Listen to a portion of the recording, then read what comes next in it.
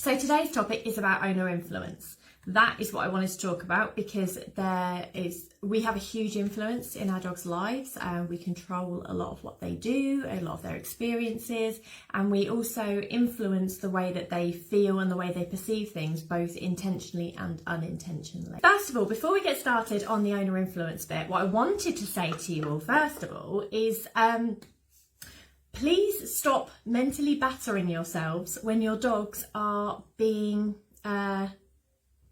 unhelpful adolescents or reactive and driving you crazy, or whatever it is they might be doing at the moment. Please stop pressuring yourselves to get it right every time or to be making progress all the time. It's such an uphill battle living with dogs who have issues. Living with dogs as a species, to be honest, can be quite hard work. It's not always easy, and we often have this image of a Disney dog in our head, which is what we want to have as a, that dog that we want to live with. That ideal scenario that you have when you think, oh, we'll get a dog. And, it'll be great, and we'll go for walks, and it'll be lovely, and get more exercise, and we have people around. And, getting a dog is supposed to be a really, really great thing. And then quite often, because of how difficult it actually is working with dog behaviour and having dogs, we run into issues. And everyone's first thing is to blame themselves and to get really, really stressed out if things either aren't going well, if there isn't progress somewhere, or if the dog's developing new issues. And to be honest, it's frustrating. As an owner, it's very frustrating, it's very upsetting, and it can definitely impact the way that you feel. But I'm asking you to stop battering yourselves about it, okay? So you guys, Rowley's been told to pack his bag several times. Yes, I know, yeah, I often get threatened with having lots of dogs come and live with me because of how much of a pain that they're being, or, they're just driving the owners nuts. And I totally understand it. I've lived with dogs like this, I get it. I am on the same page, but there's absolutely no reason why anybody, should be doing amazingly with their dogs, well in every single aspect of their lives, and there's no issues whatsoever, because at the end of the day it's a different species that we're living with. They're living in our world. Quite often there's underlying issues, there's baggage, there's whatever going on, there's different experiences they've all had, and to be honest, it's not your profession. So if you think about all the things that you're amazing at, it might be to do with your job, or it might be a hobby that you have, something that you dedicate lots and lots of your time to. So for me, it's dogs, because since I was young, tiny child, I've been obsessed with dogs, and I've always read about them, studied about them, cared about them. And I became a qualified dog trainer when I was 15. I've been a qualified behaviour since I was 18, or just before I was 18. Dogs are my thing. Dogs are what I care about. I read about them all the time. I'm forever doing courses. I'm studying them. I watch them. I live for working with dogs. They're my passion. That doesn't mean that they're your passion. You might just have a dog and you love your dog and you want your dog, but you also want them to just not be a knob, and to just stop annoying you, and to stop doing all the frustrating things. So stop beating yourself up for why your dog is not like that, and why your dog is not this Disney dog that you had, that ideal kind of dog, because there's no reason why they would be. And it's very, can be so soul destroying to have a dog who just won't do what you want them to do. And I've been chatting with a lot of people at the moment going through struggles with their dogs, and I just want you to know I am here for you. I'm here to help you. And it's what my job is. So your job is to collect data about your dog, watch them, observe them, put plans into place that we've put in together, and give feedback, and then we can move forward and we can amend things as we go along. Your job is not to be the perfect, amazing dog owner all the time, and that brilliant dog trainer who can do everything, and the dog who is just awesome, okay? That is not your role. So you don't have to beat yourselves up, okay? So I just wanted to put that in there before we carry on with owner influence and about so things we can change and things that we can do.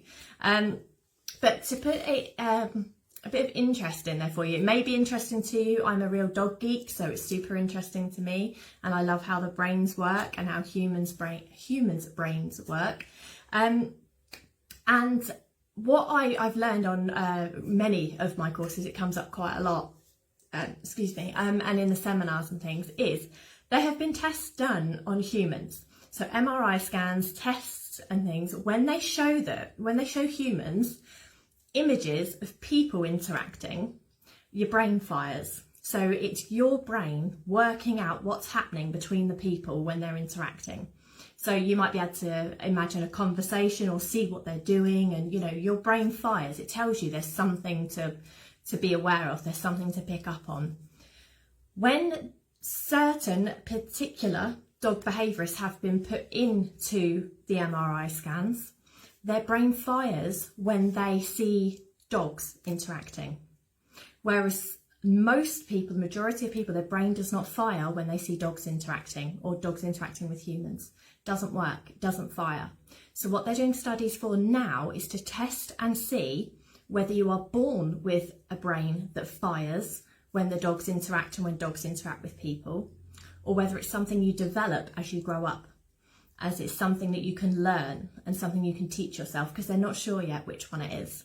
So I'm not necessarily saying it's only dog behaviourists who that happens with, but they were the people they selected to do the MRI scans on, because they are obviously more likely to have an interest in dogs and in their behaviour and their body language.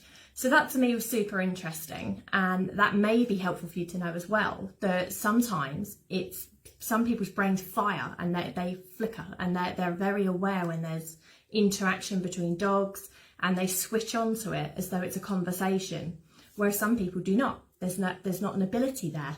So that is just super fascinating to me. So I'm desperate to know the results of the next load of tests and studies that they do, to know whether or not it's something that can be learned or whether you're born with it. Because I would love to know that. I would actually want to be one of the people who goes in the MRI thing, because I would bet your life that my brain probably fires, because I'm a weird little geek about dogs.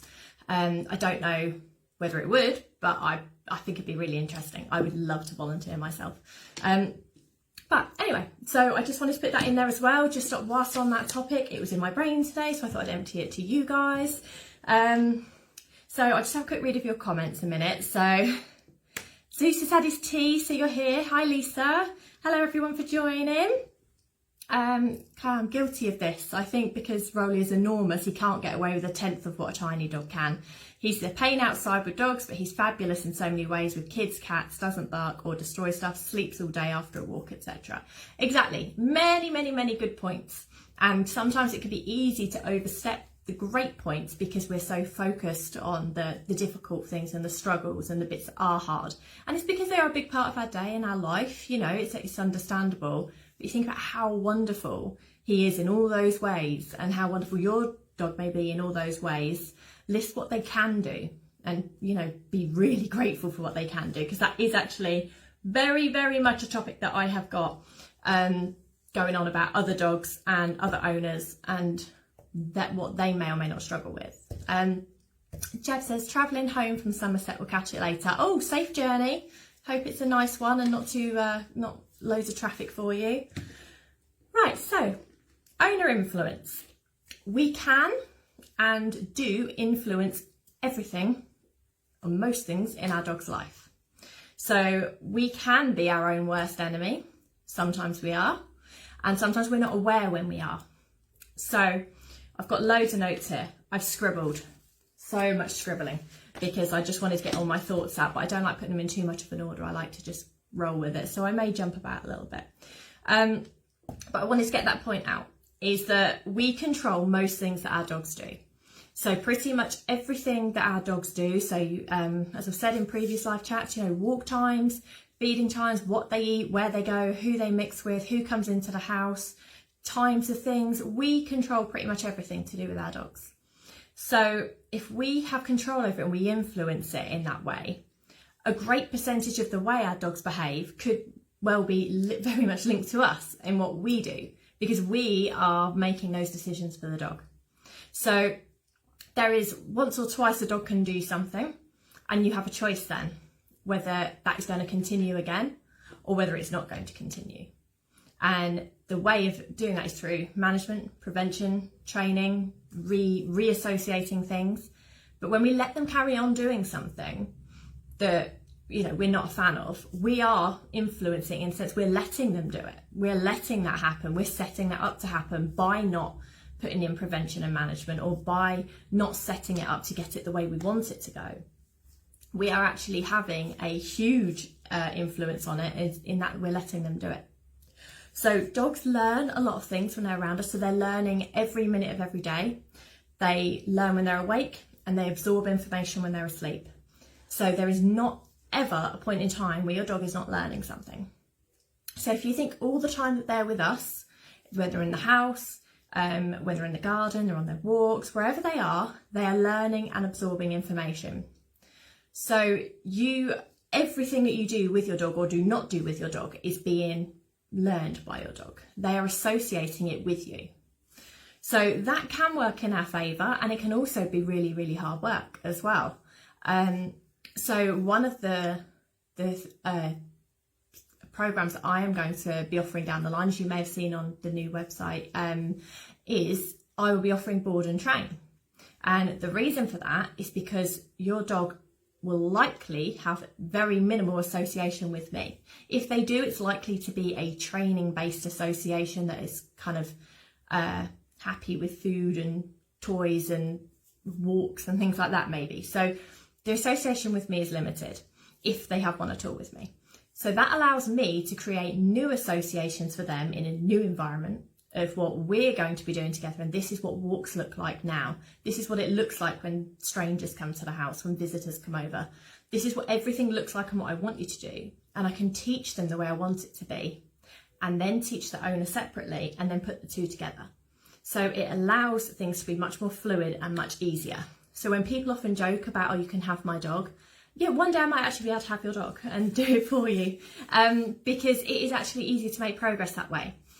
The reason why there can be fallout with it is because when it's transferred back to the owner does not do it, therefore they quickly go back to their old ways. So that is just because of their association with that person, or with where they walk or where they do, and things that have happened in the past can come back really easily. So association is helpful in some ways and unhelpful in others. So you can change association though, which is what we're going to talk about a lot, because I like when owners do have an influence, a knowledgeable influence on their dog. When people are aware that they can impact what happens with their dog, you can make great progress. But you have to be aware of where you're influencing, what you're influencing.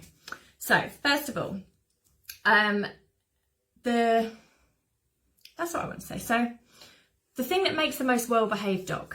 So you may have in your mind that it could be like lots of training creates a well-behaved dog. You may have it that some dogs are just born great, and we have spoken about there are those dogs who are good by default, and that's generally just because by default they're not that interested in anything. They've got a fairly biddable nature, and they go, oh, okay, fine, whatever you want to do, we'll do. So there are those dogs, but they're not the majority of dogs. So certainly when you see your well-behaved dog down the street or on your walk, or you go to your friend's house and there's that well-behaved dog there, it might make you think, how did you do this? What made you like this? And what I find makes a well-behaved dog is actually the owner's awareness of what impacts what. So their awareness of it and their ability to manage that. So these owners, it doesn't mean they haven't had struggles with their dog. They may well have had many struggles with their dog. They might have had years of, working on things. At the point where you see someone with their dog, it doesn't always mean that's their start point. We often assume this is where they've started, but you don't know. You don't know what kind of journey they've gone on, positive or negative, or, difficult or easy. We have no idea. But owners' awareness of what their dog is like with certain situations, and their awareness of what they can do to either encourage it, discourage it, prevent it, manage it, change the association of it. That is what creates a really well-behaved dog, because access to practicing things that are unwanted are shut off. They are not allowed to happen, because that is not what is desirable. So when you shut off pathways in the dog's mind, as in you don't let them do certain things, that pathway it fades away. It becomes nothingness, because it's not exercised, it's not practiced, and it's not getting stronger. So the more you can exercise and practice the things that you want them to do, that those pathways remain open and clear and brightly lit, and these are the really, really strong pathways in their brain, that they're more likely to choose those options in the future than the shut off pathways in the mind, because they're not usable anymore. They don't go there as a default. So I'm hoping that's making sense as I'm going along. I know it makes sense in my mind, but if it's not quite clear, do let me know. Lisa says, like me with Zeus's tail positioned. Yes, so you're very, very body aware with Zeus. You watch him a lot, which is definitely a point I have, is watching when their body changes is huge, because Zeus has so Zeus is a rottie, for anyone who doesn't know of Zeus, and he thankfully is not docked. So he has a very big tail, and he is so clear and so obvious with his tail when he's happy, when he's uncomfortable, when he's not sure, when he's worried, and it has these different positions and holds it in different ways, and that allows Lisa to know exactly what he's trying to communicate. Nothing else changes, just the tail. So could you imagine if he were docked, how much harder that would be to kind of navigate what he's saying and how he's feeling? But the tail is huge, it's really important. Huge in size, and huge as in it's a huge deal as well. So yeah, reading dog's body language, definitely. You have to be very aware of your own dog's body language, not necessarily dog body language in general, not every single dog, but you have to be aware of your own dog's body language. So as I say, we will get onto that of what to be looking for. But first of all, influence. So we'll go with excitement levels first. So this is a really easy one. Who says is guilty of going to their dog, walkies, do you want to go for walkies? And saying that before going out or at a time. Who has to spell out WALK? By the way, I apologise if anyone's dog just went nuts because they heard that. So I'm sorry if you're now trying to calm your dog down. I used to be a walkies screecher when it was time to walk my dogs. When I had my initial couple of dogs, so Maxim particularly, because he was a good by default dog, but he was my Labrador, but he used to get happy stampy when it was walkies time, so it was really cute. It was really sweet to see him get excited, and I didn't realise until I was doing lots more work and understanding more of it that the reason he was so over aroused, so overexcited when he was on his walks, although fairly well behaved still, he was, you know, kind of nuts, was a lot of it was due to the hype up beforehand. So my influence about my excitement of going, do you want to go for a walk? And him getting all happy, fired up that excitement before we even went out. So we can have that influence on dogs because we get all happy and we get all, yeah, let's go for a walk, and wind them up before they even go out. So we put that level of excitement there. Now, even if you don't necessarily still do it now, you still would need to change the association of from before when you did used to do it. So if, so for example, with things like your lead, your collars, your harnesses, where you keep them, if you are someone who, when you approach that area, if you pick a lead up or harness up and the household goes bananas, so you maybe all your dogs lose their marbles, or maybe you've got one dog who just like bounces up and down and gets really, really excited, then that is something that you need to work on prior to going outside, because that will be having a huge influence on the way they perceive their walks, on what they, I mean, all dogs, well, a lot of dogs get happy about going out because they like the freedom.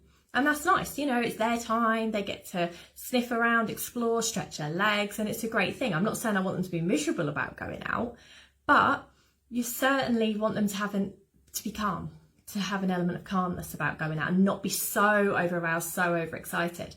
So if you do have a dog who is like that, I mean, you can even test it after this. If you're not sure which one you are, go and pick up your dog's lead and harness and see what happens, or their collar or their head collar or whatever, and see what happens. So like they can be overexcited, they could also be fearful and anxious and unsure about equipment, which can then be, so quite often people say, oh, when they've got it on, they're fine.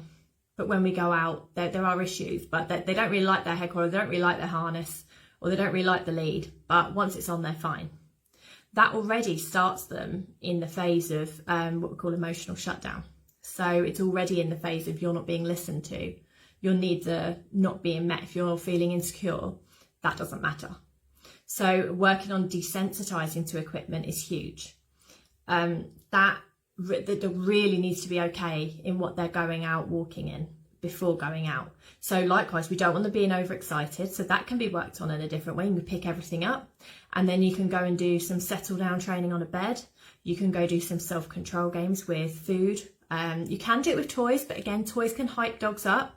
So if your dog's already excited and you're trying to associate calmness, then maybe toys might not be the right route at the moment, but that does depend on your dog.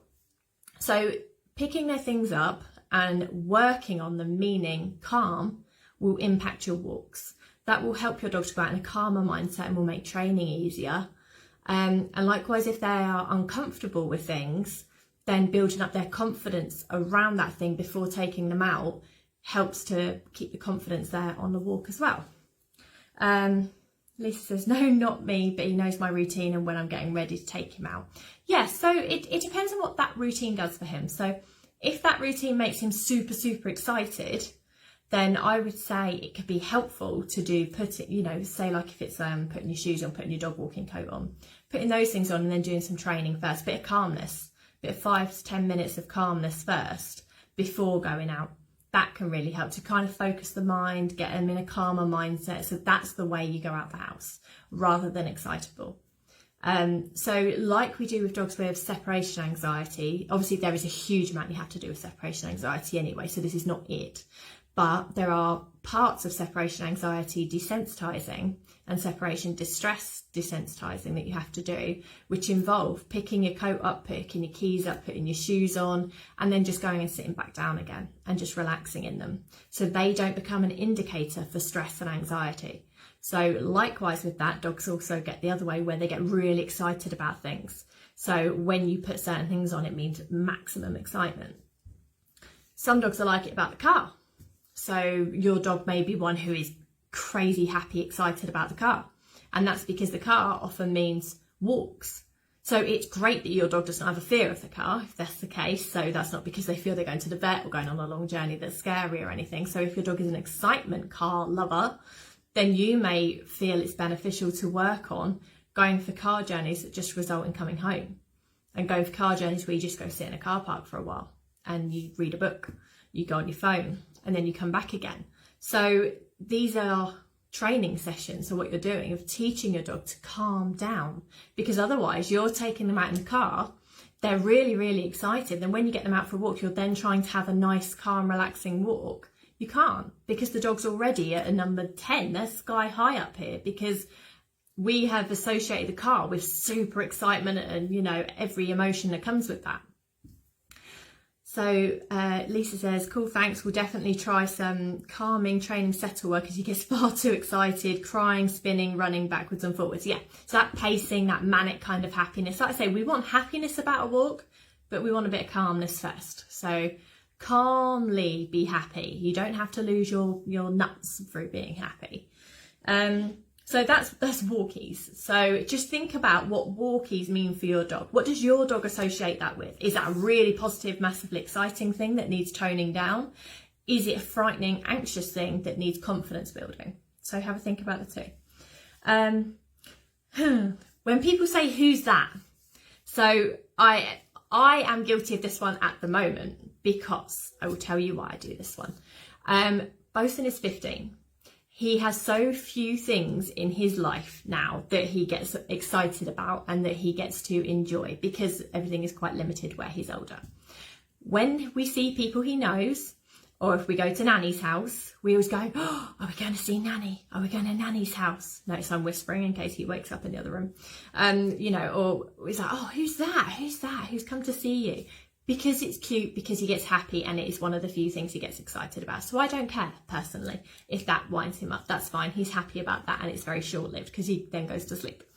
But if you are someone who goes, oh, who's that? Who's that? Oh, wow, who's that?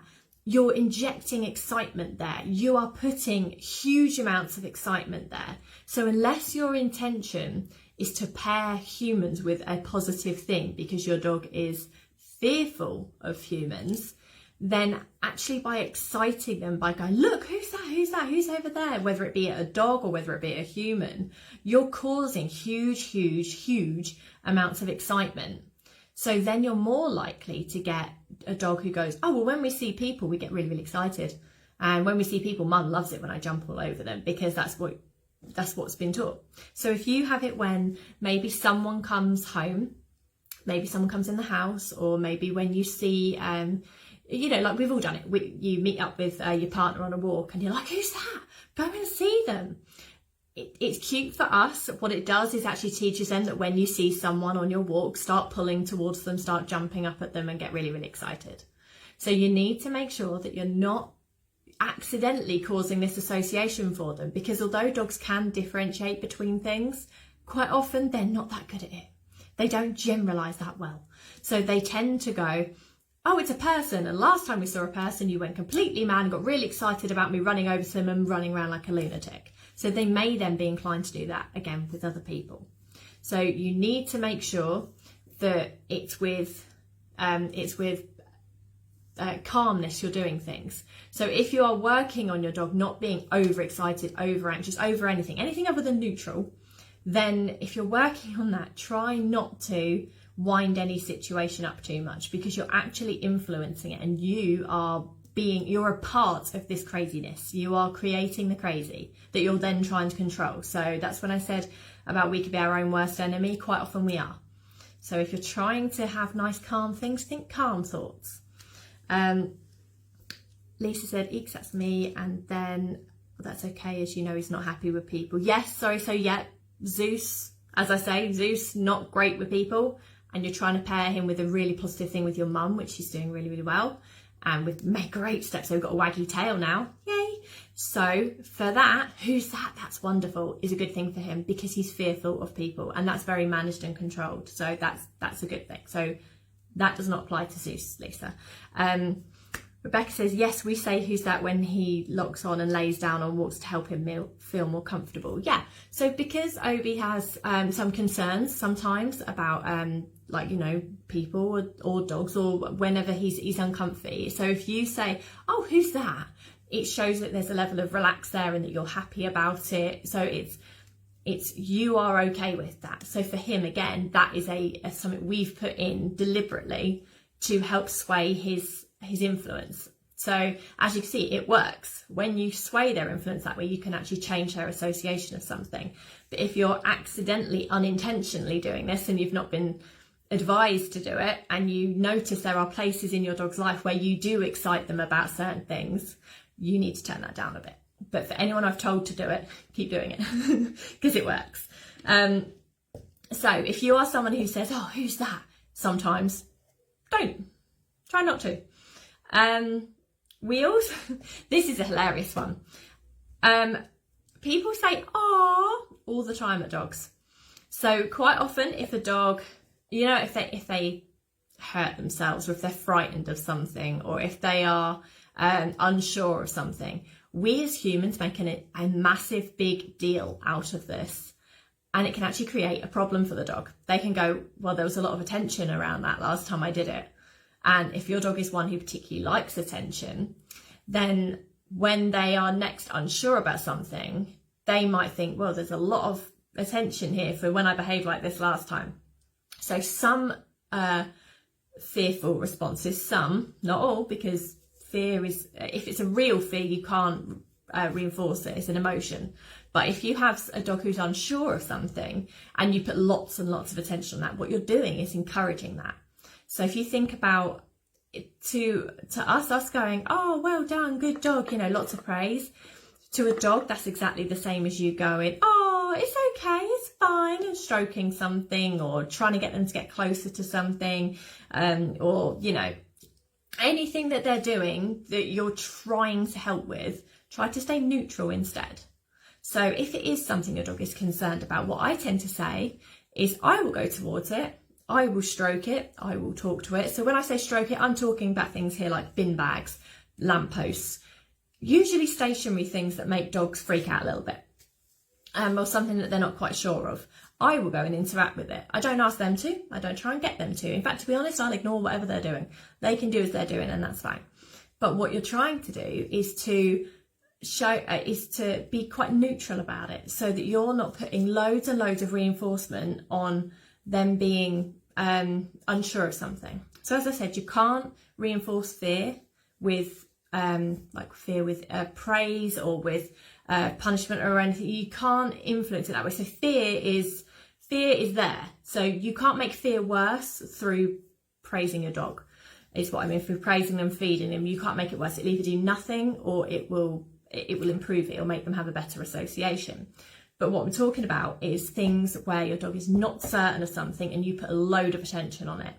Be very mindful about where your attention goes. So if you're making a big deal out of something instead of being neutral, stop it. Stop making a big deal out of something and be relaxed, be neutral, praise what you want to see more of, support them if they need it.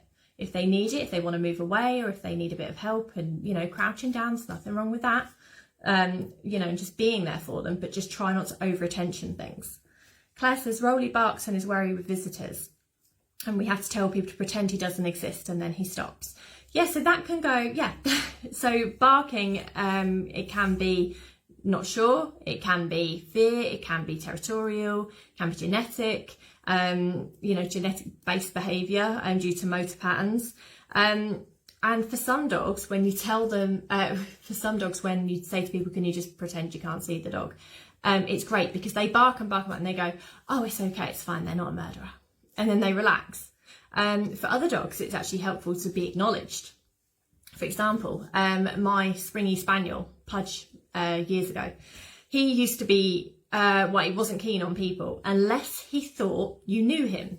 So if you said, hiya Pudge, he would be fine with you. Because it's almost like he's like, oh, they're relaxed, they're fine, they're cool, we know each other, we're good. If you ignored him, he would be a bit more off with you. And if you were unsure of him, he'd be very, very off with you. So it does depend on the dog. But generally speaking, if you don't place attention where it's not wanted, with behaviour you don't want to see, and you either wait it out for the behaviour you do like, or you prevent and manage it, and then you can reinforce the behaviour that you do like, then you get better results rather than over paying attention to the barking bit. But you need to acknowledge it. So you need to be collecting data all the time in your head. When did the dog bark? What caused them to bark? How long did they bark for? Is that an acceptable amount of time for barking? I mean, dogs bark, that's a normal thing. Dogs do react to things because that's normal. Otherwise they're essentially dead. It's funny because I work with reactive dogs. All dogs are reactive because they react to the environment. Movement is reactive, sniffing is reactive, it's reacting to a smell. So all dogs are reactive in some way because that's existing. So what you're looking for is overreactions. That's what you're looking for, is to prevent, manage, or change the association of. So the excitement levels, we've covered that. Be aware of your influence and what is causing the excitement levels. Are you a part of it? Are you causing this and, condoning this and encouraging this anywhere? If you are, stop it. So now we'll talk about placement value. So this one is always interesting. When working on what you want to see more of, placement is very, very important. So you can often see this with people who are maybe new to dog training or are unaware of placement value. So, for example, if a dog is resting, relaxing, settling down, or you're working on something like settle down, the place where you want to reward is the place where they are, not necessarily them. Quite often it is the place is where you want to be building the value. So that might be on a bed, it might be on a sofa, it might be on the floor. It's somewhere that you are trying to encourage that to happen again. So often I see with people, they have a treat ready and they go towards their dog with their extended hand and the dog can see the treat. So then they get up from their settle or their relaxed state, wherever they were, they get up and they move towards the treat. So the point of which where they're being reinforced is where they've moved. So their reinforcement comes from if you see food, go towards it and get it when it's near the human. So that encourages dogs who follow you around and who firmly believe they need to be next to you in order to get food or in order to get reinforcement. So what you need to be doing is disconnecting the association of reinforcement coming from you. Now this might be in the house, this might not be outside. It may be outside, depending on what you're working on. If you're working on things restaurant wise, pub wise, or if you're working on other people's gardens and things. So it does depend. But if we just go with household stuff, just for this one, if you're working on settling, then you do not want the dog learning to keep following you around everywhere that you go. So you're trying to break the association of, if I have something on me, the way of getting it is to be right next to me. What we want them to learn is the way of getting it is for being over there somewhere. So over there on a bed, or over there on a sofa, or behind me on the floor. What you don't want is them following you around everywhere. So like I say, it's all too common. I see that. So it can be frustrating for the owner because they don't know why the dog isn't making progress. It's like, well, I'm working on settle, or I'm working on stay. So if you take stay, for an example, people say stay and they're building up as you should do, which is gradually. And, first of all, you don't move anywhere. Then you reinforce, and then you move away a little bit at a time, and you kind of vary how far you go. So it's not always longer. So for example, you've done all of that, but where you reward the dog is on your way back, your hand is in your pocket and getting it out and extending, and you're going back towards your dog. What you're teaching them is to get up and move towards it, and that you get it quicker if you come towards me. Whereas if you walk back towards your dog, still neutrally, hands out of pockets, nothing, nothing there, no motivation towards you. You're quite, I was going to say the word balance then. What I mean is you're quite impassive to anything. You're not really bothered. There's no really emotion. And when you get back, you then reinforce. So your hand goes in your pocket and you reward. The dog's learning that the reward placement is there where they are when you're back. So I'm hoping that's coming across well. So where you want them to be is where you reinforce.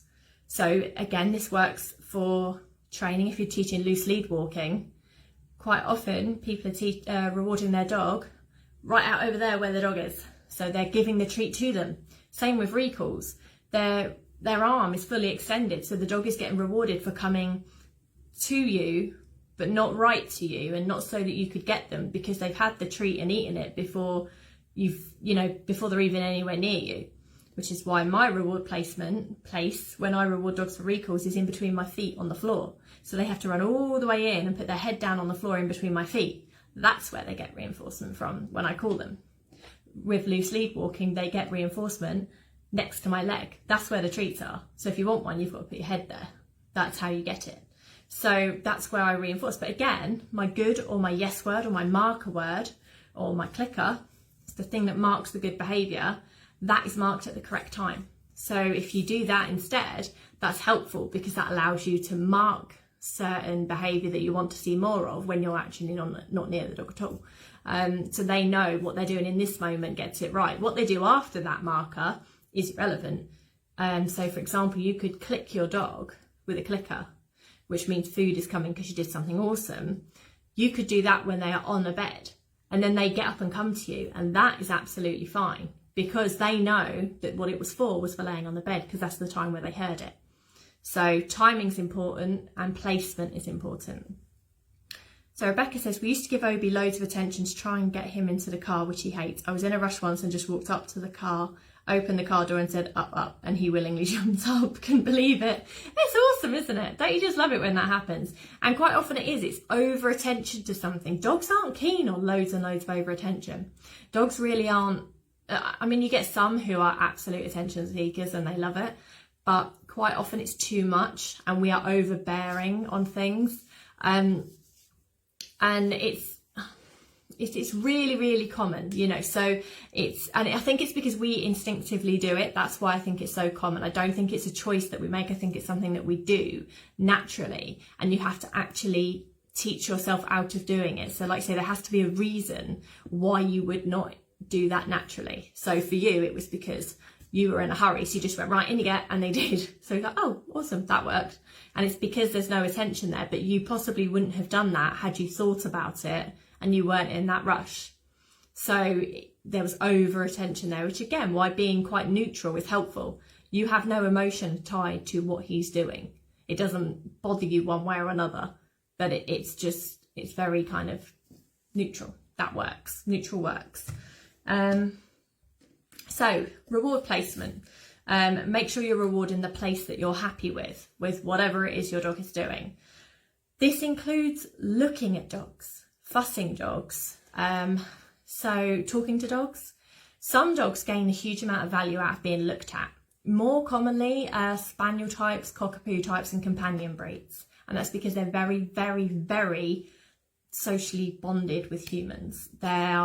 It's so strong in those types that even looking at them fills them with joy. It floods them with this wonderful feeling, and it makes them feel great. So if they're doing something you don't like or something you don't want to see more of, I'm not suggesting you shut your eyes and turn around or anything, but if you're looking at them, you're actually placing value in that. You're adding value, you're reinforcing it because you are encouraging it by looking at them. So again, this is why I manage situations, but I don't place attention on things I don't like seeing. People often find it a bit nuts when their dog might be jumping at me or going a bit crazy or like bugging for food or anything, and I don't look at them. I don't acknowledge it. I wait it out. And the reason quite often while I wait things out is because, we'll talk about extinction burst in a little bit, but that's an interesting one. Extinction burst is interesting. But the reason I'll wait it out is because quite often they are looking for that reinforcement. They're trying everything that normally works. And that, they're looking for you and they're waiting for that eye contact or that someone to tell them to get off or someone to touch them and push them off. I won't do any of that because that in my eyes is reinforcement. Touching, looking, talking to, it's all reinforcement. So look where you are adding reinforcement and strategize, what can I do else instead? What can I do that is not attention on this behaviour that I'm not keen on? And set them up to get it right. Ultimately, we want them to get it right because we want that to be practiced. So we don't want to be looking for how can we let them get it wrong and then punish them for it or then just ignore them. We actually want them to get it right. So setting that up in the first place is the best port of call for it. So when I said before about reward placement, so if you have a dog who say like, take me for example, often when I am in training dog mode, I will have dry treats in my pocket at all times, probably, because I want to reinforce things that I like to see more of. So if they happen to happen, what I don't want to have to do is get up, go to the cupboard and then get something out, because by the time I've done that, the dog's probably moved or the dog's probably stopped doing what they're doing. Or for example, say they heard something and the dog's a barker. They hear a noise and they bark and they lose their marbles, whether it be in the garden or in the house or whatever. By the time I've got up and got food for them to reinforce them for being quiet, they've forgotten what it was. They're no longer pairing it with what I think they are. And it's completely pointless. You're just being the dog for following you to the cupboard. So I always I always keep treats on me when I'm in a training stage with dogs. So these are on me all the time. Now, the way of getting these is not through paying attention to them. So bugging at my pocket, sniffing at my pocket, throwing me all the behaviours that you know what you're doing, the sit down, stand, paw, spinning around, will get no attention whatsoever because I haven't asked for them and we're not training. I just have food on me and that is it. So I will ignore absolutely everything until I get behaviour that I like to see. And what I like to see usually in the house is relaxing and ignoring things. So anything that you hear, that you see, that you might have interest in, do nothing with it. That's the kind of thing I reinforce. So I like to have things on me at all times so that I can reinforce them. But you have to get through that bit first where they think that because you have food, therefore they must be doing something. Because quite often, particularly with people who've done a lot of training with their dogs, so those who have a lot of reinforcement history, they will think they have to throw a million behaviours at you. You know, like when you get that treat out and they go, I can sit, I can lay down, I can spin around, do you want to see my roll over? And they go completely nuts doing loads of different things. And that isn't the kind of frame of mind that I want them in. What I want them in is calm, relaxed, switched off, not bothering about things. That is then when I do calm placement of rewards in front of them. So if I were to stand up and the dog goes, oh, the food's moving, and they want to follow me, then I'd sit back down again. So that doesn't work. That's not what we're doing. So again, that falls within the lines of when you work on separation anxiety training as well. It's when you stand up and they go, oh, we've got to leave the room because mum's leaving the room, and you just sit back down. So you make it a non-event. There's so many things with dogs that we miss out that are huge events in that dog's life. They bring super loads of excitement or anxiety or stress or whatever it may be that we're completely unaware of. We just think the dog follows us about. What does that mean for the dog? So what does the dog think this means? And then work at that as well. Work on what you want to see more of. So the other one, placement value, I've put paw under this one. And this is because paw is one of the first things that everyone teaches their dog to do. So usually with dogs or puppies, people say to me, he can sit and he can do paw. Or sometimes you get he can lay down or he can do stay, but he can always do paw. Paw is like a really common, popular one. And paw's a great trick. Brilliant trick. You can teach them to do lots of different like helpful things around the house. It's helpful for doing nail trimming and for doing, obviously you've got to be able to check paws, you've got to be able to check pads. You want the dog to be completely comfortable being handled, and asking them to give you their paw is a great way of ensuring that they are happy with that. And, you know, they want that interaction in that moment. Haven't got a problem with paw. So I just want to say that before anyone thinks I hate asking dogs to give a paw. I do not.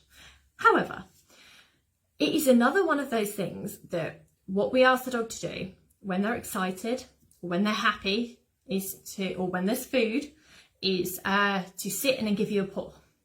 So what we're teaching them is there is a lot of value in putting your feet on humans. Put your feet on humans and we love it. It's what we absolutely love. Please do more of it. And then you will get fed for it. And you will get fuss and praise and everyone's really delighted that you can do paw. And if you can do both paws, that's even better. So if you can do this one and then that one, that's amazing. What we don't realise is that what you're teaching the dog is when you get excited or when you want something, put paws on the humans, because that works. So then you end up with a dog, can you see where this is going? When they get excited and they see someone, or if there's food and they want it, you get jumping up, you get paws. Because had you not really taught them paw before, they might not have even considered that paws on humans is likely to get anything. Maybe they would have done. They might be a jumpy particular kind of a dog. But it's possible that wouldn't have even crossed their mind, wouldn't have even come into their head.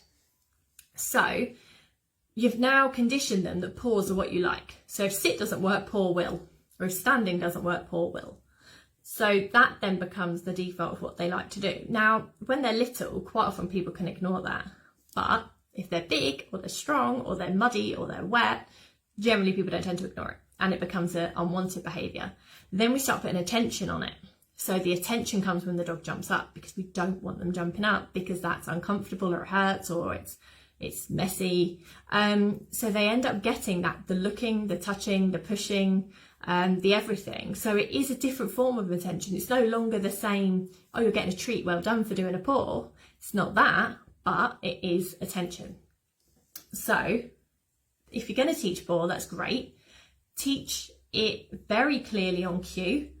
With other things, don't heavily do the paws, and teach them to target certain things with their paws. Targeting your shoes is a brilliant one. Once they understand how to do a paw, ask them to do paws on your shoes, which involves laying down or standing and targeting feet. So you can do this you can do it using just your shoes. You can do it using post-it notes. Post-it notes are great if you're doing target training. So you have post-it note in your hand, teach them to target this, and then you place it on different places and get them to target it. So their paw becomes extended beyond, put it up high on the human and put it on the human's hands. It becomes placing it on their feet. So you can get them to want to target your feet. And then you make your post-it note smaller and smaller until it's not there, and you can kind of like cue them to do it on word instead. But the paw that they have ends up being targeting something that is on the floor or low down, not up high. And then they can still do it in an awesome trick. So, like I say, you need to show emotion at the right time. Otherwise, you need to be quite neutral and passive. So if we're talking about walks, I mean, in everyday life, dogs learn through association. So they learn through association, whether it, like I say, every time when they're awake, they're learning. When they're asleep, they're absorbing information that they learned when they were awake, and it's staying there. So they're always learning, they're gathering information, and they learn through association. So what that means is they pair something with something. For example, they could smell a squirrel and then see a squirrel. Therefore, smell of squirrels predicts squirrels.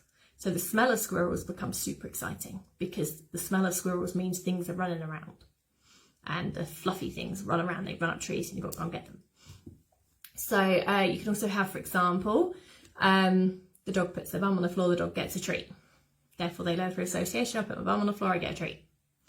That depends on a lot of human timing. Quite often, environmental associations are much stronger because they happen fluidly and quickly. Human associations take longer because our timing is usually pretty naff. Or we kind of didn't quite get the moment where the dog thought about something. Oops, someone's awake. He may be wanting food. Sorry, he just threw me off. He does his head flack, and that means I'm awake and I want something. So he'll come bowling through the door in a second, I'm sure. So they associate things, positive and negative things. So this is why punishment-based training has a place in training. This is one of the 4 quadrants of learning. So I'm not saying I agree with it, and I don't. As you know, I very much do choice-based training. However, there is elements of punishment within my training, and that is if you look at when the training session is ended and the treats go away and the food goes away, for some treats and toys go away, for some dogs that's punishing. So I've punished them because I've ended the training session. If I ignore dogs when they're jumping up at me, what they want is attention and I won't give it to them. That's punishment for some dogs. So there are elements of punishment in my training that I deem as low level enough that I'm not causing harm to the dog. I'm not applying punishment. I take away what I'm giving. Like, I place my attention where I want it, but it is a form of punishment. So you have to be aware of that when you train within the 4 quadrants of learning, which we can do a geeky session about. If anyone wants a geeky session, let me know and I can talk to you about the geeky side of dogs. But if you don't worry. So there is punishment within the 4 quadrants of training. So, and the 4 quadrants of learning, should I say, of learning theory. So I like to train positively. I like to use all the dog's own choices. I like to reinforce what I like to prevent and manage what I don't want them doing, and then just heavily reward the life out things that I want to see more of. This therefore means that dogs will learn fairly quickly with me where reinforcement is. So where do I get attention? Where do I get food? Where do I get toys? Where do I get freedom? Where do I get to sniff? Where do I get everything? And it's all through, if you're doing what I like and I like what I see, you will get what you want. That's what I do because I'm aware, very, very aware of what's going on. So things that I look for in sessions, questions, sorry, before I go on to that, Claire, what is your view on asking for a sit to access to things? I know some people ask for sit for a lot, sit before going outside, getting food, visitors come to the door before going off lead, etc. Not something we do because of Rolly's legs, but interested in the concept. Personally, I have a very similar view to you. I don't. Sit for me is a very unnatural thing for dogs to do.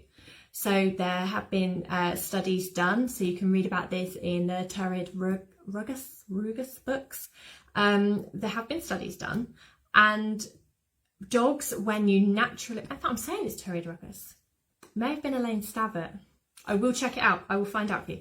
But when they've observed dogs naturally, they will very, very naturally and commonly stand, lay down and move around. It is very uncommon to almost rare for a dog to naturally sit for no reason. So this is dogs who they just observe, not ones that kind of get trained to do things. So sit is quite an uncommon natural behaviour to see. Sit has a huge impact on joints, massive impact on joints. After having Mackerson, so Mackerson the Labrador, who I mentioned earlier, he was one of my first. He had horrific hip issues and spondylosis of his spine. So I had done lots and lots of training with him when he was young, and it was, you sit at roadside, you sit if you want something, you sit for this, you sit for that. And what it actually did was it's uncomfortable for him. And I see it when I'm out driving around, when I'm walking about, and I see people making their dogs sit at roadsides, and you can see this dog straining to sit. Oh, they're just really uncomfortable about it, and you get the lip licks before they sit. Not the ones where they're anticipating food, the ones where they find it stressful. And we are insistent on dog sitting for some bizarre reason. It's been known, I have no idea why it is. I don't know why sit is such a huge deal for humans. But for some reason, we're obsessed with getting them to sit at roadsides. Now, for me, if a dog got out of the house and they are not going to sit down at the road. If the dog was off lead, they are not going to sit down at the road. There's no reason why they're not going to do it on their own. The only reason they're doing it is because you're attached to them and you're not going to let them move until they do sit. So sit becomes quite a punishing behaviour. What it also becomes is something that when you're released from, power forward. So you end up with dogs who rush across roads, which isn't the best idea either. It also gives them the wrong frame of mind when you get them to sit before you let them off lead for a walk. So I prefer to actually unclip the dog's lead when they're sniffing calmly and they're interested in the environment. So if they're sniffing and mooching along, I just kind of go behind them quietly. I take the lead off and let them carry on, because that is calmer than me asking them to sit, taking the lead off and then saying go, and then they fly off and go charging around like a lunatic, and then they go looking for things in the environment. That to me is not beneficial. That's not the kind of dog that I want on that walk. So what I like is to encourage the calmness. Now, like I say, I can understand why people would get their dog to sit if they were concerned that road users, perhaps maybe people in cars, people in buses, might be concerned the dog might dive out in front of them. Perhaps that's where the concern comes from. Maybe that's why people are obsessed with their dog sitting. I just ask my dogs to wait. In fact, I don't even ask them. I teach my dogs that when I'm walking, if I stop, you stop, and if you stop, I stop. So because we mirror each other anyway, and we walk together, if I stop at a road, they just do. So because that's what's been encouraged and that's what I like them to do, that's why I reinforce them for. I don't reward them for it now because, Bosun understands it. He doesn't need reinforcing for it now. And my other dogs don't once they learn it. But I teach them just to wait so that there's no concern for the drivers, that the dog's going to go out in the road. They're stood there quite calmly and they're waiting, and then we just move on together. So again, I don't cue them to cross the road. So I'm aware your question, sorry, I went on a bit of a tangent there. I'm aware your question is sit for access to things. I personally do not like that because I do not like dogs being over focused on what comes from up high. So when dogs are sitting, they're looking up. When they're looking up, that is where all their drive and focus is going, is up there at the human. What that actually encourages is jumping. So although they can't jump at the same time they're sitting, you're teaching them all good things come from up high. I actually really prefer to reinforce the floor, reinforce my shoes, reward things when the dogs are standing, walking, laying down. All the calm behaviours that involve forepaws being on the floor and not looking up are things that I reinforce. It's also a very unnatural head position for a dog. That it causes a lot of tension in the neck, causes tension down the spine, and it can over time prevent messages going up and down the spine to the tail. So I'm not the biggest fan of sit. I think there's much more beneficial things you can do with your dog that you can teach them. Having said that, one of my my previous dogs, Kibba, so she was a little spaniel cross chihuahua, absolutely nuts she was. She didn't like stationary. Stationary was too difficult for her and it would make her bark. So what I taught her to do when I stood still on walks, this was not necessarily on lead it was just like a wait if we were stood still, as I've said. But when we were off lead and I was chatting with somebody, I would get her to go in and out of my legs in figures of 8 because she liked to move. Movement was more calming for her than standing still. So sometimes you have busy dogs. Sit for busy dogs is not great because you usually get barking. As soon as you get sit and they get frustrated because they can't move, you get barking. So for them, being on the move can be easier, just circling around your body or doing figures of 8 around trees and things, movement is generally better. So yeah, because of Rolly's legs, you haven't been able to do lots of sit. In my eyes, that's a really, really good thing. I don't particularly like asking dogs to sit all the time and I don't think it's good for their joints. So I much prefer to just reinforce them for waiting with me if they choose to do so. So I hope that's answered that question. But yeah, I don't mind dogs sitting occasionally, but sitting continuously for every single thing, I would rather they did something different. So you can definitely work on something different, but if you're reinforcing continuously calm behaviours, standing, laying down, relaxing, looking at the floor, looking at shoes, things like that, they are things that I would want to reinforce more so than having their bum on the floor looking up, because the next thing that's coming is a jump. So my job, things that I look for in sessions. So I thought that could be an interesting thing to throw into about owner influence. Quite often when I go out on sessions with people say that the dogs are really well behaved when we're out together. So again, that's an association thing. The reason for that is because whenever we go out together, we do training. So we don't train continuously. Anyone who's been out with me, loads of you in this group have been out with me, you know that we do not train continuously. We train on the move, we train with everyday things that we come across. Everything's fairly natural, fairly neutral, and we reinforce what we like to see more of. But the dog is very aware that when I am there, calm things are rewarded. It's praised up when they're doing it right. And it's unusual that things are missed if they are doing it right, because I'm very heavy on the way, well done, like over celebrating things that I like, because that is a great place for reinforcement and for placement of like joy and yay. So quite often that means that when I show up, the dog goes, training time, great, right. I'm going to go out and get lots of treats. I'm going to go out and get lots of praise from mum or dad, and I'm going to be on it. Bear with me 1 second. Bosun's doing his guarding bark. This doesn't happen very often. Usually only if there's a problem and he's not eaten today, as I've said. So just give me 1 second. Matra, you okay?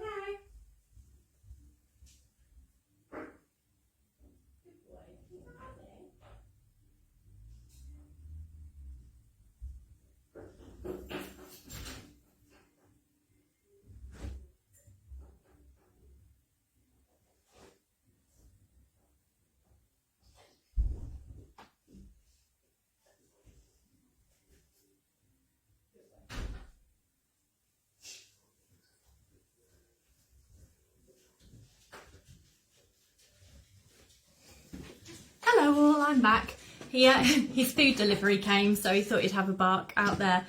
Hello, yes, he's now come in to spend time with me. So that one I have no problem giving some attention to whatsoever, because that is a guard bark and I'm here on my own. If he guard barks, I definitely go check out what that is. Bosun doesn't bark like that very often. It's not his normal bark, that's his danger, there's a problem bark. Anyway, he's fine, it's just his food. He doesn't often bark when the door goes actually, which is quite interesting, but that one obviously spooked him, probably because of the way he's feeling today. So anyway, let me think, where was I? Training sessions, yes. So when we're out and about, the dogs, they very much know that there's lots and lots of reinforcement up for grabs here. So if you are out, if I'm there, they go, oh great, loads of reinforcement, time to shine, time to do what I do, and you know, everything's going to be dandy generally. So that is part of their association with me. The influence that I have is that there's a lot of reinforcement, there's a lot of training. So quite often the owners are willing their dogs to be a complete knob when they're out with me, because they really, really, really want them to be, so that I can see it and I can work with it. Quite often it doesn't always happen, because unless it's something, you know, completely out of our control happens, it doesn't often happen. And that's not because I'm got witchcraft or magic, it's just because the association the dog has with me. That's it. That's all that is. So as frustrating as that may be, quite often it's hard work having in-person sessions with me, because the dog won't do what they normally do. So what that does tell you is that their association with me is different to their association with you. Now you can't help that. What that is, a lot of that, is because you're with them every single day, and as I said, they're learning every minute of the day. Every minute that they're on their walks, they're learning, they're picking up information, they're developing new associations along the way, and they're learning all the time. I'm only there for an hour every so often. It's not really that often. Might be weekly, might be monthly, might be every 6 weeks, depends. But because I'm not there that often, they have quite a strong association of what I mean. Whereas the association with you can mean many, many different things. And quite often they can't always be that positive necessarily or brilliant, because of things out of your control. So Claire said, yes, don't behave with Ellie, please. You be your usual stupid self. Yeah, we often have that chat, don't we, where we're just dying for Rolly to be an absolute knob, and he won't be. So anyway, yes, so the things that I look for in sessions, there's two things that I'm looking for. So from the moment that I get out my car, or I'm at your house, or we're at our walk and we meet, the things that I look for straight away is environmental things that appear, things that don't, how aware the dog is of it, how aware the owner, handler, whoever it may be, sometimes it's dog walkers I go out with, how aware they are about it as well. So it's picking up at what times the dog notices something, at what time the person notices something, what the dog is going to do with that something. Maybe they see it and they go, meh, not bothered. That gets noted up here. What their association is with each thing that we see. So these are things that I gather in my head. And it's just so that I'm aware of where the dog is at, and I'm aware of where the human is at, and I'm aware of where they're at together. So we're often talking about things, we talk about training, how things have been going, what's been going on, kind of having a catch up whilst we're walking along. But what I'm looking for all the time, peripheral vision wise, is what's going on with that dog. What are they aware of and what are they dealing with? What are they trying to say?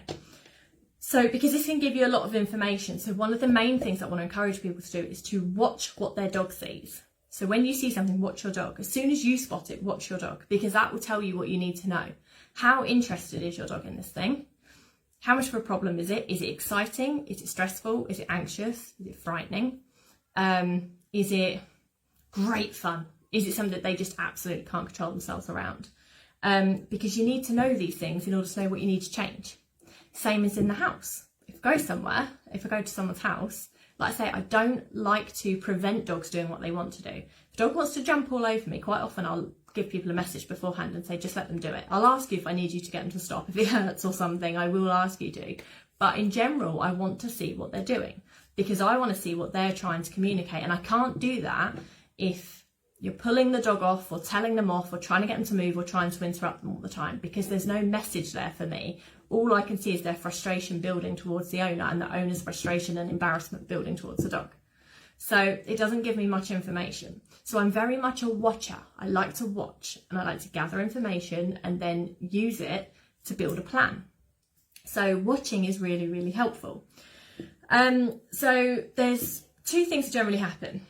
Either there's over-management from people. As I said, they're trying to prevent things from happening because they desperately don't want the dog to, do as they're doing. They're being a problem. They don't want them practicing it. They're over-managing it. So that can look like they see something in the distance. So they're raveling their lead up first before the dog's even noticed it. So that could be an indication of over-management. Could be. Could be in the house. They're holding the dog back by the collar when someone comes in. So the dog's doing this and is dying to see someone, but they're holding it back.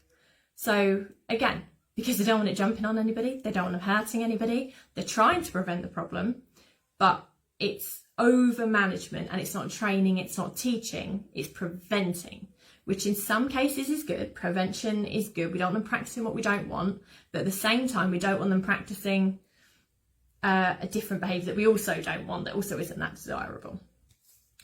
The other thing that can happen, so you have over management in order to prevent, is one thing.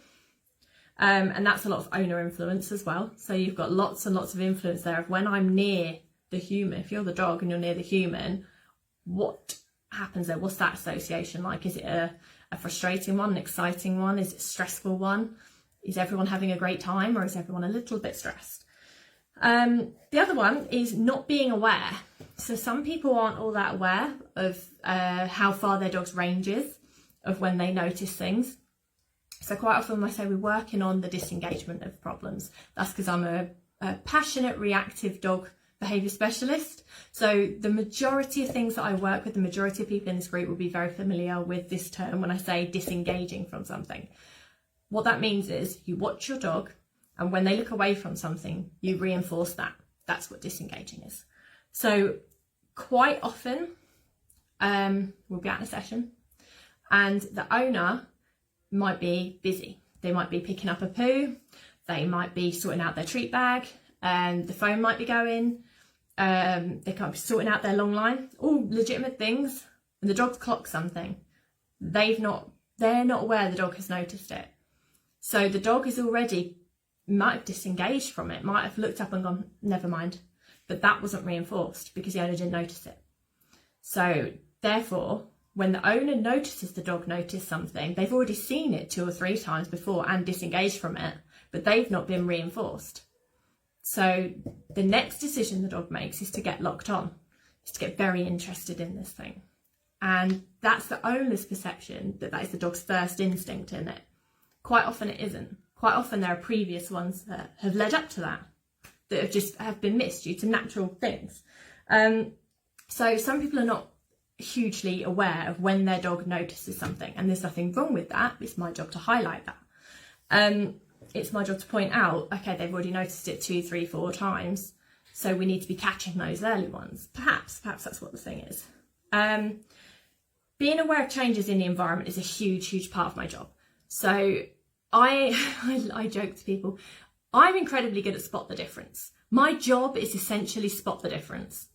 So if you think about that, you know, when you're a child and you look at 2 images and you have to play spot the difference, and you see all the things that are different in one to the other, and you get videos that do that as well. That's essentially what my job is, because quite often people say, oh, the dog can be brilliant, and then all of a sudden all hell breaks loose. There's excitement, there's stress, there's whatever may be going on. So my job goes, well, spot the difference. There's something different. So sometimes there could be a dog in the environment, your dog does nothing. And then another dog comes into the environment and your dog does do something. And it's my job to go, okay, well, we'll spot the difference then. There's a reason something has triggered this. There's always a reason. There will be an association with something, always. It's my job to find it. So being aware is huge. Being aware of what's going on and aware of the walk your dog is having. So that then will allow you to influence their choices better. If you're not aware of what's happening, you can't influence anything because you're not seeing it. So you're not seeing it as the dog sees it. So this is why I always say, as soon as you see something, watch your dog. Just information gather. If you're not sure what your dog is going to do, watch them. Just do it and watch them. So obviously it has to be done safely. So if you're concerned your dog's going to bite something, please don't just let them just see what happens. That's not what I mean. You have to be safe. So that might be through using long line, muzzle, fully enclosed field fence line. It might be through having baby gates in the house or having a line on in the house.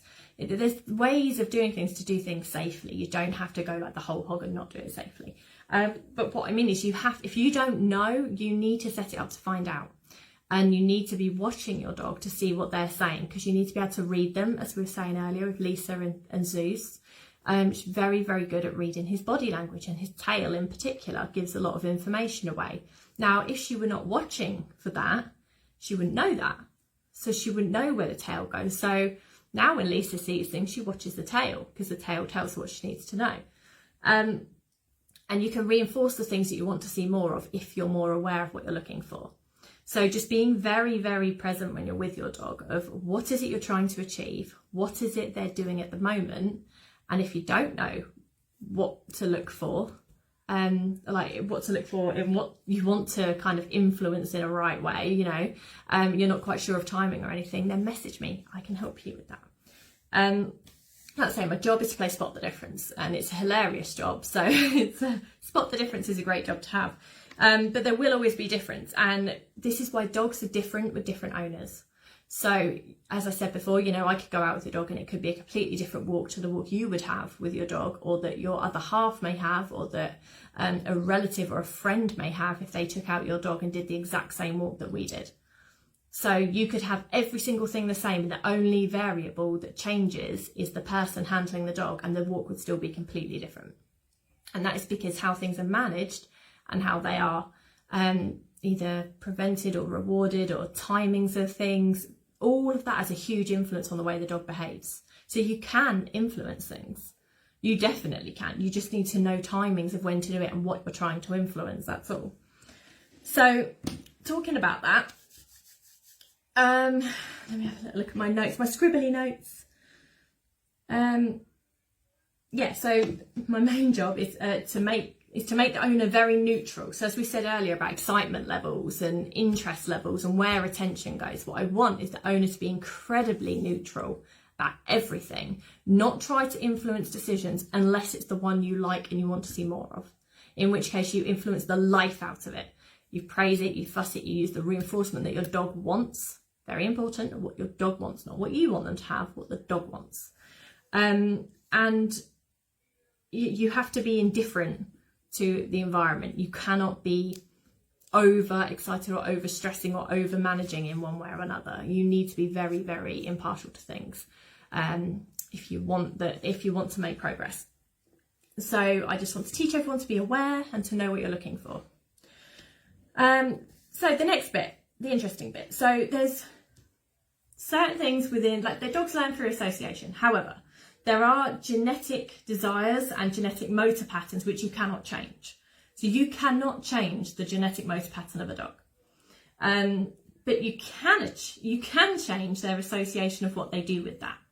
So for example, if you have a dog with a chase drive and your dog sees something move and it wants to chase it, that is a genetic motor pattern which you cannot change.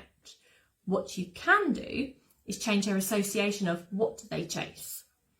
So that, in my eyes, is where toys are awesome and where you can really, really use them, because that is what your dog basically wants to chase something, because that is what their motor patterns tell them to do. That is what they've been designed to do.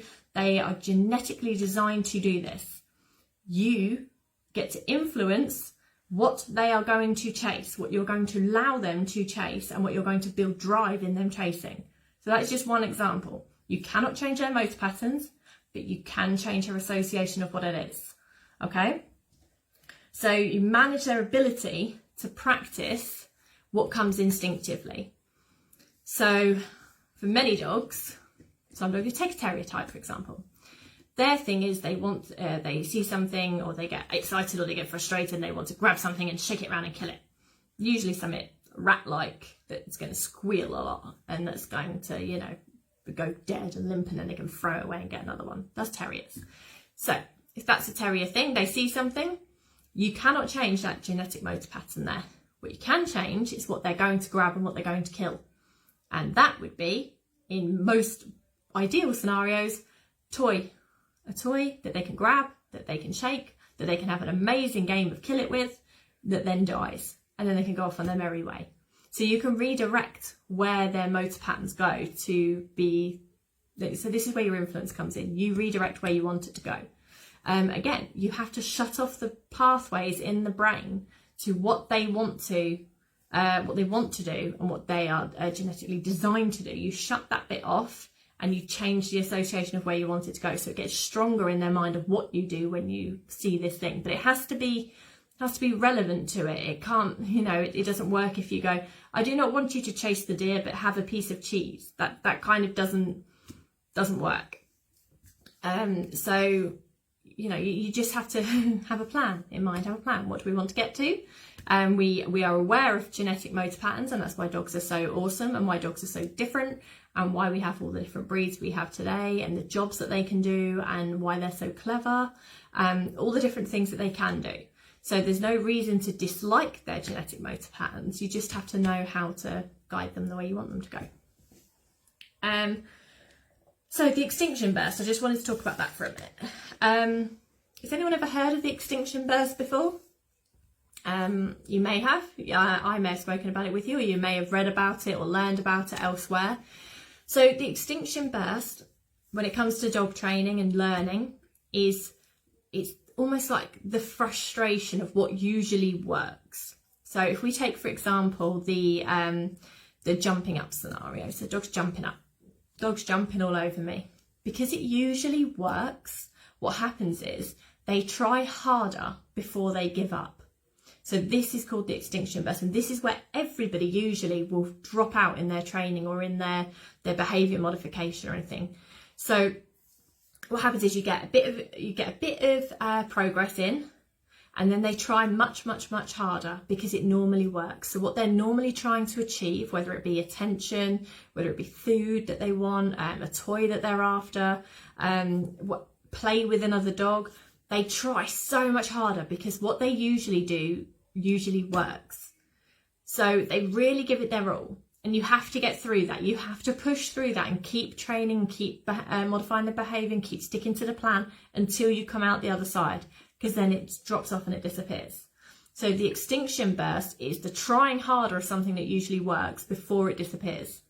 So some behaviour, quite often in dog training and in dog behaviour modification, it gets much worse before it gets better. So that is not because it's not working. that is because the dog is trying harder at what usually works. So, like I say, if it's a case of jumping up and the dog jumps and the dog jumps and the dog jumps and it usually works and it's not working, so they try harder and harder and harder and it looks worse, and they start snapping and they're jumping up and they get really frustrated about it, and then they stop. That was their extinction burst. That is them going completely crackers because they're desperate to try and make it work because it normally does, and then they give up. That is the bit where you reinforce that giving up bit. Likewise with food, when we do It's Your Choice self-control game, so the It's Your Choice is the Susan Garrett game. We've spoken about it before. There's different live chats about that and videos in this group for that. It's self-control game, which teaches the dogs that I control the resource, not you. You can do whatever you want to do, but you're only going to get this if you do what I want you to do, without saying anything. So I can post the link in the video chat after this live if anyone wants to see it. But what they do, the extinction burst, is they try. So first of all, you might get them sniffing at it, and then they lick at your hand, and then they're pawing at it, and then they're like squirming around all over the floor. And that's because what normally works is looking at it, sniffing at it, licking at it. That usually works, and it doesn't work and it won't open. So they try and try and try and try, and then they back up a little bit. So that's the bit you reward. So then they try again, and then they try harder, and they try to get there faster, and you reopen your hand when they're doing calm, and then they go to dive on it, so you close it again. And what they are learning is like trying harder is what they will do, because that's their extinction burst, but that's not what works. It's being patient is what works, and that's what you reinforce. So a lot of it is just about the timing of when you reinforce things and understanding that your dog will try harder at what normally works before they give up on it. So that is, if that's always been a tactic for them that has worked in the past, you need to let them get that out to realise it's not going to work.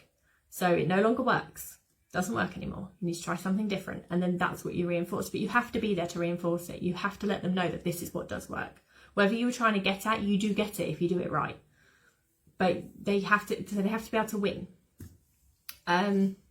So I hope that makes sense. I love extinction burst, it's brilliant. And when you see dogs do it, it's quite interesting to watch how long they will go on for with something that normally works before they go, okay, fine, human, now how do I do it? And then they get reinforcement for it, and then they learn a new pathway in their brain, which is great. So, yeah, owner influence, really. So that was my main chat about owner influence, and it was kind of a bit all over the place, but that's because there's lots of different things that kept popping into my head, and I didn't really have like a big all the plan all the way forward for it. But I just want you to know that you can influence things that your dogs do, even if they're genetic things. You can't change that motor pattern, but you can change what they do with it. You can change where it goes. Every single thing that your dog does, whether you like it, whether you don't like it, whether you want them to do something different, you can influence it and change it. So don't feel that you can't. At the same time, as I said at the start, stop battering yourself that you've been working at something and you're getting stressed out about your dog, because it's not your fault. It's normal, it's natural. We all get frustrated, we all get upset, and we all get stressed. So do dogs.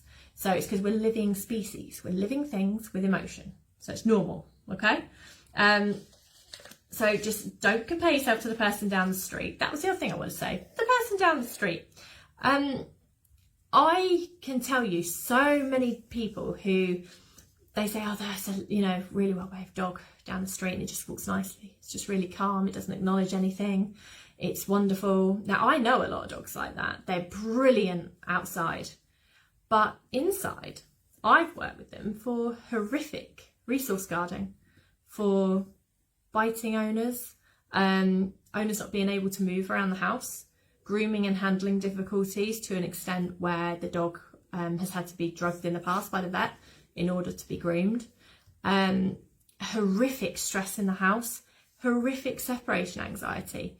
These are things you do not see. When you see that wonderful, perfect dog out on the street, we tell ourselves a story that this dog is wonderful everywhere, in every aspect of its life, and it's only our dog who is hard work, who is frustrating, and who is stressful. And why can't our dog be like them? So what I want you to do, a bit of homework, is to go away and write down, think about everything that your dog is good at. What can your dog do? Because you bet your life, I would bet my career on it, that the dogs you see who you compare your dog to have issues somewhere. somewhere they've either had issues or they do have issues that owner is working through. So it may be that you go around to your friend's house and they see the dog, you know, the dog's lovely and it's chilled and it's great with visitors, and your dog's an absolute nightmare with visitors, and you wish your dog was like theirs. But they can't let their dog off lead, or their dog might be aggressive towards other dogs, or their dog lunges at traffic, or their dog has horrific separation anxiety and they can't leave the house. So yes, the dog is super chilled when they're there and when you come over, but they can't leave the house. So there's so much going on for dogs that we often get hung up on, you know, everyone else's dog is able to do it, my dog can't.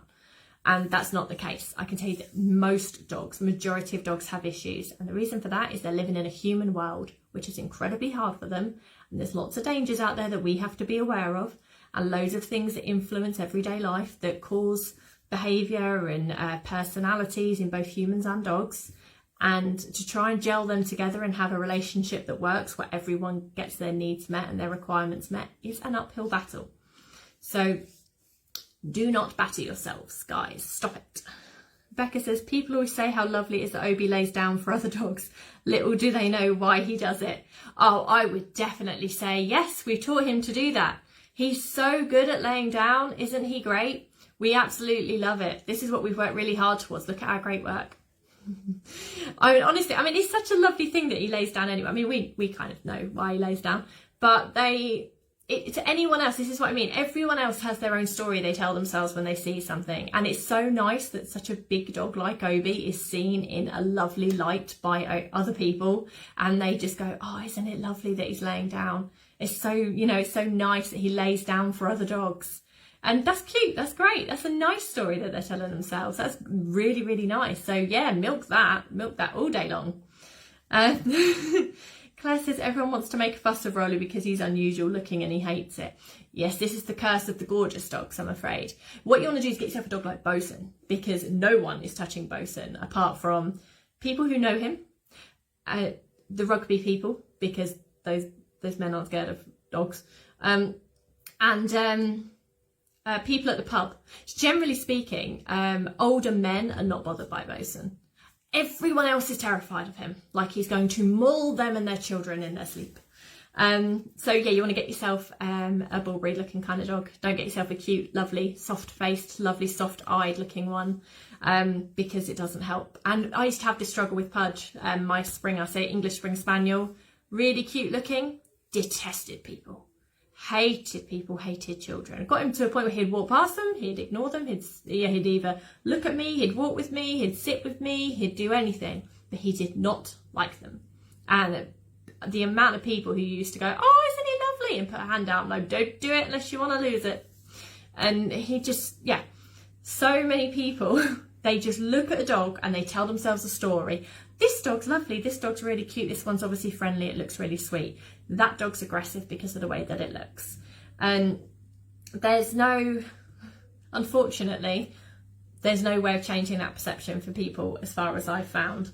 I personally, I don't tend to touch anyone's dogs because I assume they don't want it unless they're really obviously flirting like hell and really desperate for that love and attention from me. Otherwise, I don't touch them because I think it's rude, personally. Lisa says, oh, I'd happily make a fuss of gorgeous Bo. Thank you, Claire. You'll have to one day. I'll have to get you to, somehow you can be with him and cuddle him. He'll love it. He's an absolute soppy. And Lisa says, or a Rottie. Yes, yeah, see, Rotties. Oh, I love Rots. Oh my good gosh, I love Rots. But yeah, generally speaking, not a clever idea to touch one who's not yours. They're not so keen on that, I've found. Claire loves Rotties. Philippa, people ask about Winston. Is he friendly? I'm like sometimes, and then they still approach him. Yeah, this is it. People do approach. People assume that their dogs, that your dog wants to be touched, that your dog wants to be handled, and that because, I mean, even if they're good with people and even if they like people, do they want strangers all over them, touching them all over the place? It's a bit rude. It's a bit weird. And people do it. We don't think. We just go, well, we want to touch the dog, so the dog must want to be touched by us. And there's no consideration usually for how the dog feels within that. But yeah, so Winston, for anyone who doesn't know, Winston is a Chinese crested. So he's unusual as well. You don't often see them. They're not that common. And the best answer to give when someone says to you, oh, can I stroke them? Great for asking. Ask him. That's what I then say. Ask him. Crouch down. See what he wants to do. That's the best way of doing it. That's what I say if people say, can I touch your puppy? I say, I don't know. Ask him. And then I say, can you crouch down? And I'll see if he wants to come and say hello to you. Because you can't answer for your dog. Unless your dog is one of those who is hideously flirty and outrageously lovely with everybody and cannot wait to be touched by people, in which case you will see it, they'll be wiggling all over the place and, you know, really lovely, which is lovely. Unless you're getting that, you don't know, so ask them. Oh, I love a rotty gorgeous dog. See, you've got loads of rotty lovers.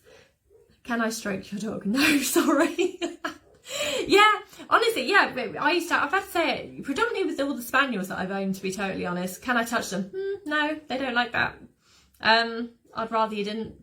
There's so many answers that you can give. It depends on how much of a good day you're having, I've found. But it's great that they're asking. You cannot knock people for asking. What I'm not so much of a fan of is when you get the asking with the outstretched hand as they're asking.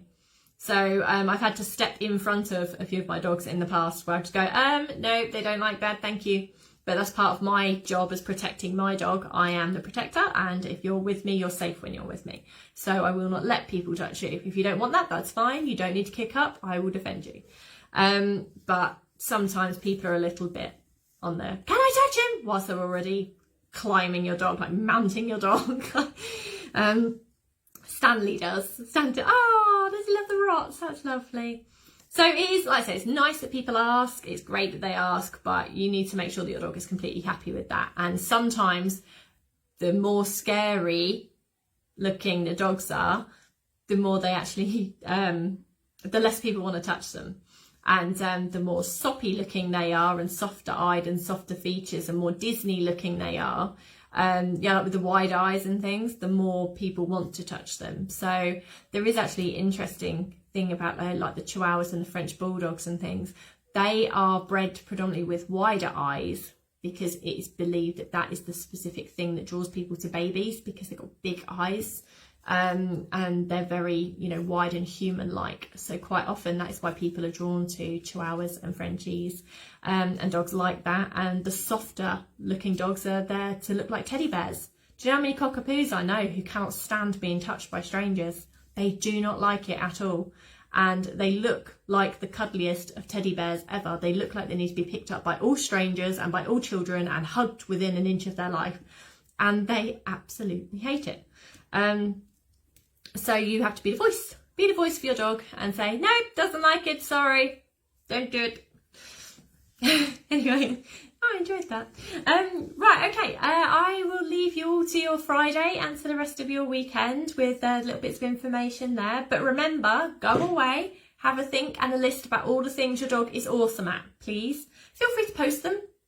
I'd love to read about them. If you have all the things you can shout about your dog at what they are great at, whether it be they sleep all night and they don't wake you up in the night. They know to toilet in the garden.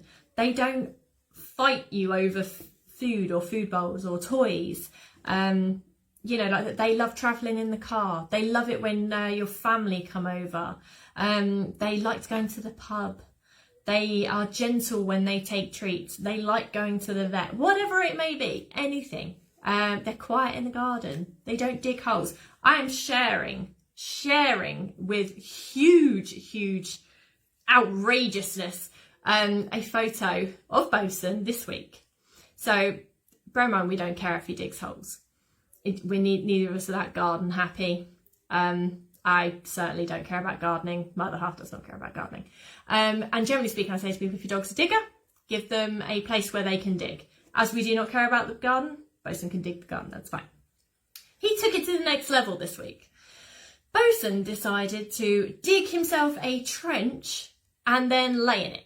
So I went outside and I was like, oh, the very big dear. And he was fast asleep, half in, half hanging out of this massive trench hole in the garden. Go figure. It's obviously great fun to dig this trench. He absolutely loved it. He wore himself out. He actually must have collapsed falling asleep in this hole whilst digging it. I don't know why we're digging this hole, I don't know why it's relevant, but it's a daily occurrence and he obviously needs to do it and it's fulfilling some need for him. As I say, we don't care about the gardens, it's not a huge deal. If he lived with people who did care about the garden, something may need to be done about it, but thankfully for him we don't. But I'll be sharing photos of that this week so you can have a little laugh at my expense of all the fun things Bosun does in his day.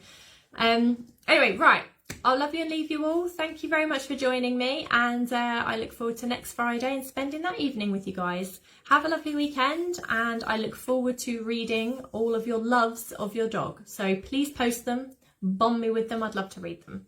Take care guys, bye.